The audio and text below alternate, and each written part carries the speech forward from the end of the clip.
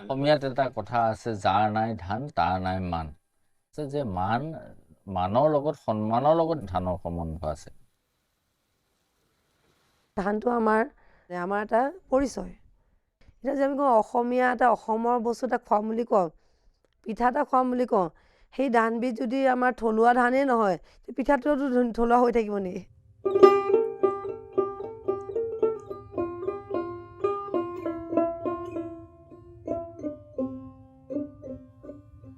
অসম এনে এখন ভূমি য'ত যুগ যুগ ধৰি পানী, অৰণ্য, মানৱ জীৱনে ইটোৱে সিটোক গঢ় দি আহিছে।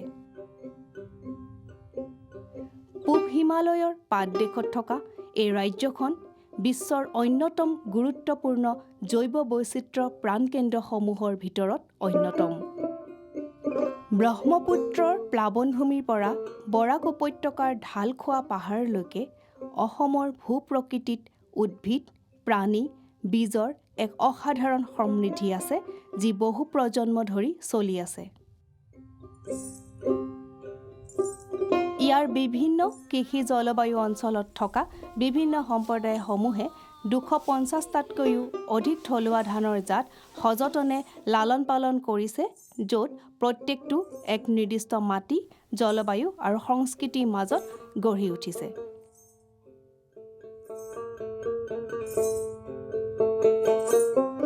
এই বীজবোৰ কেৱল শস্য নহয়, এইবোৰ আমাৰ স্মৃতি, সহনশীলতা, ভৱিষ্যত খাদ্য সুৰক্ষাৰ বাবে একোটা পথ প্ৰদৰ্শক।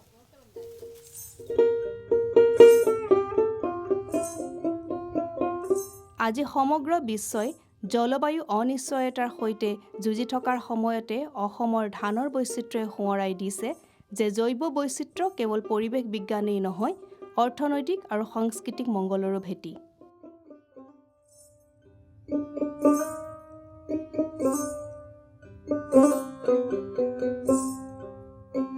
ব্ৰহ্মপুত্ৰ উপত্যকাৰ কেন্দ্ৰস্থলত অৱস্থিত যোৰহাট চহৰ বৰ্তমান হৈ পৰিছে বীজ বিপ্লৱৰ কেন্দ্ৰবিন্দু।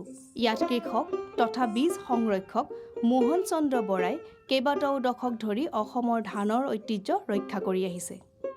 এগৰাকী ব্যক্তিৰ ব্যক্তিগত প্ৰচেষ্টা হিচাপে আৰম্ভ হোৱা এই যাত্ৰা এতিয়া এক সামূহিক আন্দোলনলৈ ৰূপান্তৰিত হৈছে। এই বীজসমূহ আমাৰ যিখিনি থলুৱা বীজ আছিল, পূৰ্বপুৰুষসকলে ব্যৱহাৰ কৰি অহা সেই বীজসমূহ যিখিনি আছিল, সেই বীজসমূহৰ বিভিন্ন ধৰণৰ বৈশিষ্ট্য আছিল। কিছুমান খৰাং বতৰত প্ৰতিৰোধ কৰিব পাৰে, কিছুমানে বিভিন্ন ধৰণৰ পোক পতংগ প্ৰতিৰোধ কৰিব পাৰে, বেমাৰ আজাৰ প্ৰতিৰোধ কৰিব পাৰে। বানপানী যদি আহে কেতিয়াবা, কিছুমান বীজৰ প্ৰজাতি আছে বানপানীও প্ৰতিৰোধ কৰিব পাৰে, বানপানীটো তেওঁলোকে উৎপাদন দিব পাৰে। গতিকে সেই বিভিন্ন বৈচিত্ৰ্য সম্পন্ন সেই বীজবোৰ কিন্তু আজি আমাৰ কৃষকৰ সেই পথাৰৰ পৰা হেৰাই যাবলৈ ধৰিছে।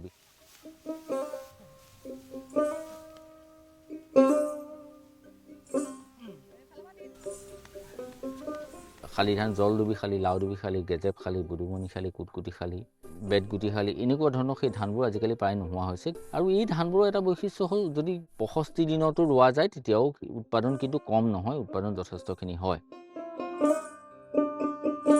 দলকচু বুলি এটা ধান আছে, সেইটো লোৱাৰ আছামত মইনাগিৰি বুলি কয়। সেই দলকচু ধানটো জোৰণি খায়। গতিকে গাত যেতিয়া জ্বৰ উঠে, খুব অত্যন্ত জ্বৰ হয়, কেইবাদিনো ধৰি জ্বৰ উঠি থাকে, তেতিয়া গাটো সাত পেলাবলৈ, গাৰ উত্তাপ নাইকিয়া কৰিবলৈ সেই দলকচু ধানৰ জোৰণি হিচাপে খায়। জোৰণি আমাৰ অসমীয়া পৰম্পৰাগত খাদ্যৰ এটা অন্যতম বস্তু, যদিও আজিৰ দিনত হেৰাই গৈছে। আৰু এটা ধান আছে সুৱাগমণি বুলি। সুৱাগমণি ধানৰ ল'ৰা ছোৱালী কিছুমানৰ সোনকালে মাত নুফুটে, অকণমান দেৰিকৈ ফুটে। সেই সুৱাগমণি ধানৰ আখৈ খালে বোলে তেতিয়া বোলে সেই মাত ফুটাটো ভাল হয়। অন্নপূৰ্ণা বীজ ভাণ্ডাৰৰ প্ৰতিষ্ঠাপক মোহন বৰাই 2019 চনত উদ্ভিদ জিনম ত্ৰাণকৰ্তা কৃষক বঁটা আৰু বালিপাৰা ফাউণ্ডেশ্যন বঁটাৰেও সন্মানিত হৈছে। কৃষক, মহিলা গোট আৰু ওচৰৰ গাঁওসমূহৰ সৈতে মিলি তেওঁ অসমৰ থলুৱা ধানৰ জাতসমূহৰ সংৰক্ষণ, বিনিময় আৰু পুনৰুজ্জীৱিতকৰণক উৎসাহ যোগাই আহিছে। আজি অন্নপূৰ্ণা বীজ ভাণ্ডাৰত বান সহনশীল দ পানীৰ ধানৰ পৰা আৰম্ভ কৰি খৰাং সহনশীল বাম মাটিৰ প্ৰজাতিলৈকে বহুত বিৰল ধানৰ জাত আছে।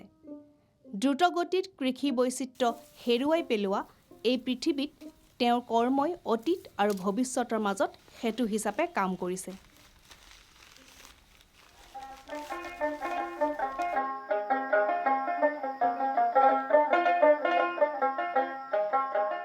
অনাগত দিনত এতিয়া বৰ্তমান আমি ভুগিছোৱে বিভিন্ন সময়ত বিভিন্ন ধৰণৰ বতৰৰ যি প্ৰতিকূল অৱস্থা, সেই বতৰটো সঘনে পৰিৱৰ্তন হোৱা পৰিলক্ষিত হয়। সেই ক্লাইমেট চেঞ্জৰ লগত যদি আমি ফুড ছিকিউৰিটিটোৰ কথা চিন্তা কৰোঁ, আমি সমানে যদি চলাবলৈ হয়, তেতিয়া আমাৰ এটা দুটা ধানৰ প্ৰজাতি বা এটা দুটা বীজৰ প্ৰজাতি আমি কেতিয়াও যুঁজিব নোৱাৰিম। আমাৰ বৈচিত্ৰতা লাগিব।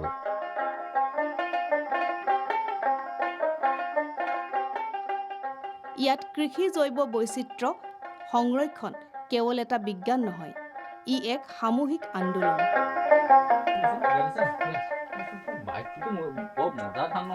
মচুৰিতকৈ ভাল,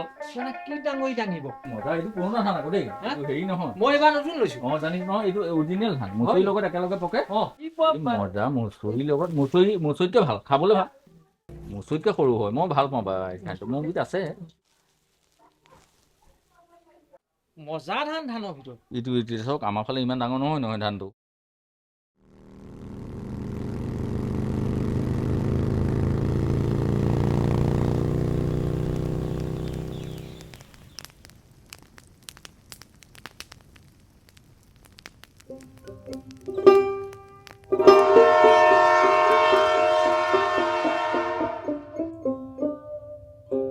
সুদূৰ দক্ষিণত বৰাক উপত্যকাৰ মৃদু ঢাল, সুকীয়া মাটি আৰু ধানৰ বৈচিত্ৰ্যই এক বেলেগ ছন্দ অনুসৰণ কৰে।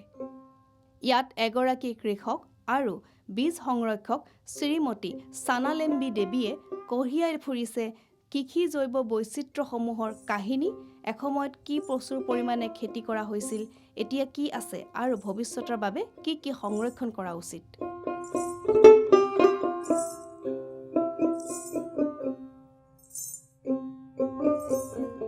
কি খাইছোঁ আমাৰ নাম নাই, তেতিয়াহ'লে আমি কি বুলি আমাৰ পৰিচয় দিম? খোৱাটোতো এটা পৰিচয় আছে। আমি যদি কওঁ যে মই কাছাৰৰ পৰা, আপুনি মানে কালিজিৰা চাউলটো খাবচোন বুলি ক'লে, তেতিয়াহ'লে কাছাৰৰ এটা আইডেণ্টিটি আছে এইবিধ ধান। বা আমি কোমল চাউল খালোঁ, তেতিয়া আমাৰ এটা আইডেণ্টিটি গৈছে, ধানটোৰ লগত আমাৰ এটা পৰিচয় গৈছে। আমাৰ এটা পথাৰতে মানে বিভিন্ন ধৰণৰ লেণ্ড কোৱালিটি আছে, অকণমান দ, অকণমান ওখ, মানে অকণমান মানে নৰ্মেল জেগা, তেনেকৈ ধৰণৰ মানে এটা পথাৰতে আমি 4বিধ ধান কৰিব পাৰোঁ। আমাৰ 16 ভেৰাইটিৰ ভিতৰত আহু ধানো আছে আৰু শালি ধানো আছে। বৰা চাউলত আমাৰ বহুতকেইটা ভেৰাইটি, গোন্ধ থকা, গোন্ধ নথকা, বা পানীত হোৱা বৰা চাউল, অলপ দ জেগাত হোৱা বৰা চাউল, অলপ ওখ জেগাত হোৱা বৰা চাউল, তাতে ক'লা বগা দুয়োটাই আছে। গোন্ধ থকা বৰা চাউলটো অলপমান ওখ হয় আৰু পৰি যায়, তাৰ মানে হাৰভেষ্ট কৰিবলৈ কষ্ট, কিন্তু তাৰ এগেইনষ্টত যে হাইব্ৰিড এটা ধান ওলাইছে, সেইটো চাপৰ, পৰি নাযায়, তাৰ গোন্ধ কম, সেইটো কম দামত পালে ইটো অকণমান কম বেছি দামত বেচিব লাগে, তেতিয়া এইটো এটা কনফ্লিক্ট এটা মানে চলি আছে।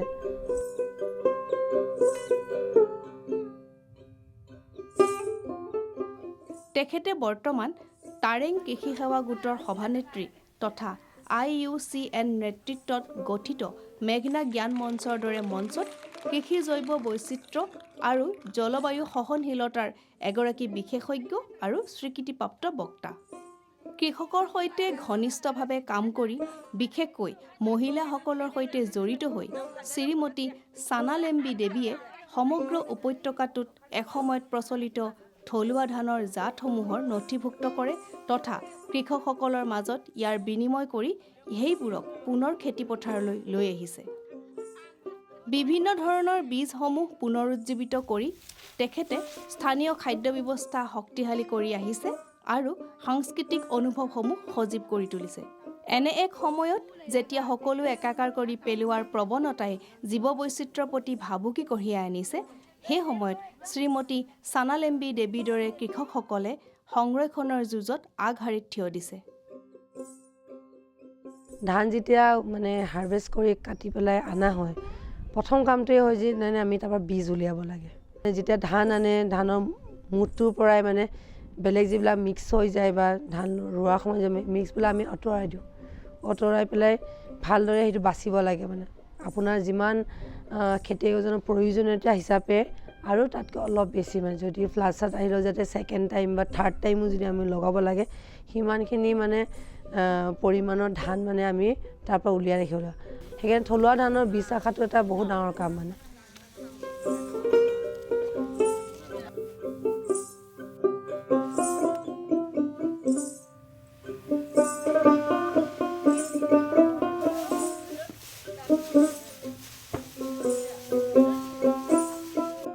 উপত্যকাসমূহৰ সিপাৰে অসমৰ পাহাৰীয়া অঞ্চলত ধানৰ আন এক জগত আছে, য'ত প্ৰাচীন ঝুম খেতিৰ জৰিয়তে খেতি কৰা হয়। যুগ যুগ ধৰি বিভিন্ন জনগোষ্ঠীয়ে এই কৃষি পদ্ধতিৰ জৰিয়তে এক অনন্য জাতৰ পাহাৰীয়া ধানৰ খেতি কৰি আহিছে। এই জাতবোৰ সাধাৰণতে অত্যন্ত সহনশীল, দ্ৰুতগতিত বৃদ্ধি পোৱা আৰু সাংস্কৃতিক ৰীতি নীতিৰ সৈতে গভীৰভাৱে জড়িত।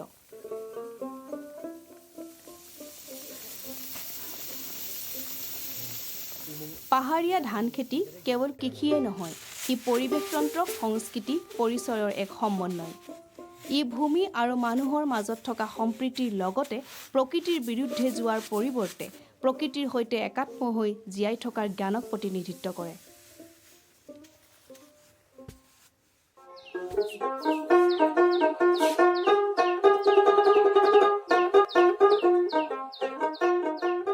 শোণিতপুৰ জিলাৰ বৰজুলি জলাশয়সমূহত বনৰীয়া ধানবোৰ নীৰৱে গজি আছে, যিবোৰ হৈছে কৃষি পৰম্পৰা আৰম্ভ হোৱাৰ পূৰ্বৰ একোটা জিনীয় সম্পদ। বৰ্তমান জৈৱ বৈচিত্ৰ্য ঐতিহ্য ক্ষেত্ৰ হিচাপে ঘোষণা কৰা এই অঞ্চলটো ইয়াৰ বিৰল বন্য ধান প্ৰজাতিৰ বাবে সুৰক্ষিত, যাৰ জলবায়ু সহনশীল শস্যৰ প্ৰজননৰ ক্ষেত্ৰত অপৰিসীম বৈজ্ঞানিক গুৰুত্ব আছে। মই এইখন জেগা আমি বিল হিচাপে আগত মাছৰ কাৰণে ব্যৱহাৰ কৰিছিলে। এইখন গাঁৱৰ মানুহে কিছুদিন আগত 2016-17 চনৰ আগত দিল্লীৰ পৰা বৈজ্ঞানিক কেইজনমান অহা যোৱা কৰি আছিল।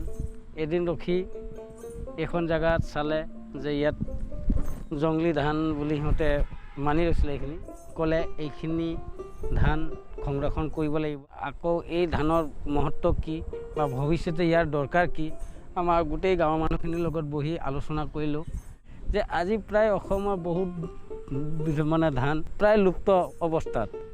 এই ধানটো আমি যদি সংৰক্ষণ কৰি ৰাখিলে ভৱিষ্যতে এই ধানৰ পৰা আৰু আমি ক্ৰছ কৰি এটা নতুন প্ৰজাতিৰ ধান আমি উৎপাদন কৰিব পাৰিম।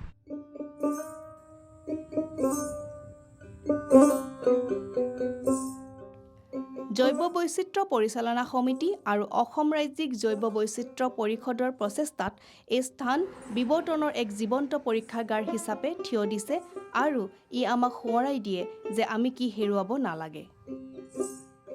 অসম ৰাজ্যিক জৈৱ বৈচিত্ৰ্য পৰিষদে ৰাজ্যখনৰ ধানৰ বৈচিত্ৰ্যক নথিভুক্তকৰণ, সুৰক্ষা প্ৰদান আৰু পুনৰুজ্জীৱিত কৰাৰ বাবে কাম কৰি আহিছে।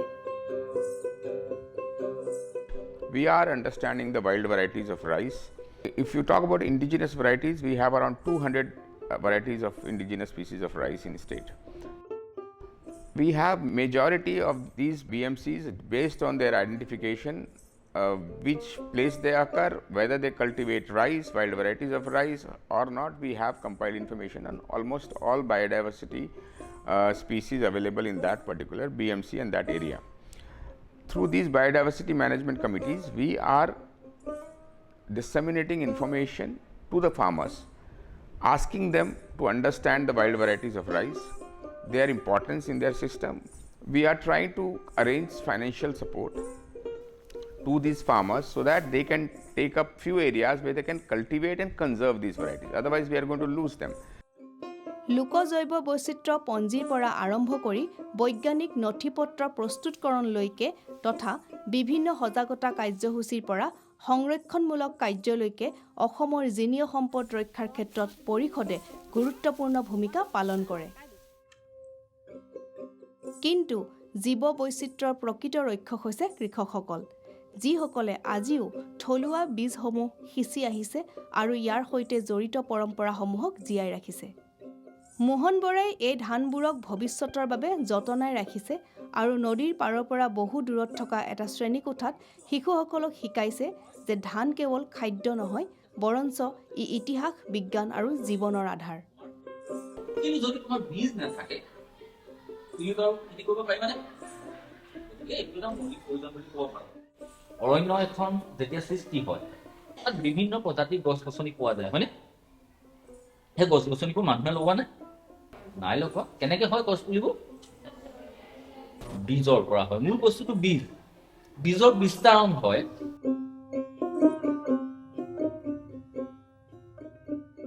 বৰাক উপত্যকাৰ শ্ৰীমতী চানালেম্বী দেৱীৰ দৰে কৃষকসকলে একেই লক্ষ্যৰে কাম কৰি গৈছে যাতে বীজসমূহৰ এই জ্ঞান এটা প্ৰজন্মতে শেষ হৈ নাযায়। কাৰণ কৃষিৰ জৈৱ বৈচিত্ৰ্য তেতিয়াহে বৰ্তি থাকে যেতিয়া ইয়াক শিকা হয়, ভগোৱা হয় আৰু পুনৰ ৰোপণ কৰা হয়। উৎসৱৰ সময়ত যেতিয়া মেজি জ্বলোৱা হয় আৰু সকলোৱে মিলি আহাৰ গ্ৰহণ কৰে, তেতিয়া চপোৱা শস্যবোৰ কেৱল উৎসৱৰ আনন্দ হৈ নাথাকে, ই হৈ পৰে স্মৰণীয়। প্ৰতিটো পিঠাই বহন কৰে এটা বীজৰ কাহিনী, এটা ঋতুৰ কথা আৰু হাতবোৰৰ কাহিনী, যিয়ে ইয়াক সুৰক্ষিত কৰি ৰাখিছিল।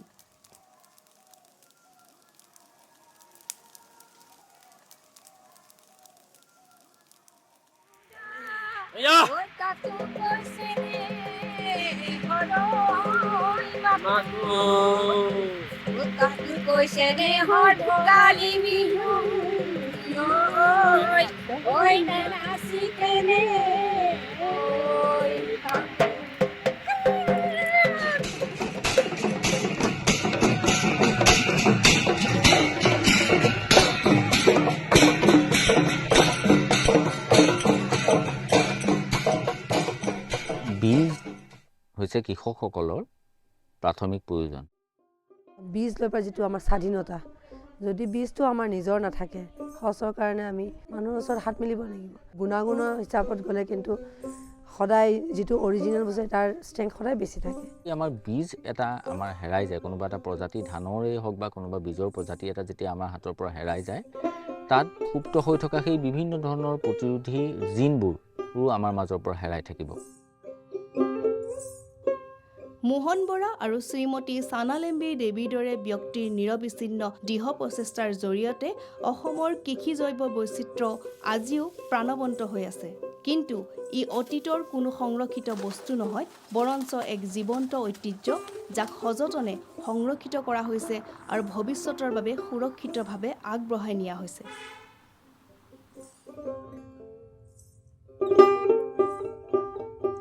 অসমৰ ধানৰ বৈচিত্ৰ্য কেৱল খাদ্যৰ মাজতে সীমাবদ্ধ নহয়, ই আমাৰ পৰিচয়, সংগ্ৰামী সত্তা আৰু প্ৰকৃতিৰ সৈতে একাত্ম হৈ জীয়াই থকাৰ জ্ঞানৰো পৰিচয়।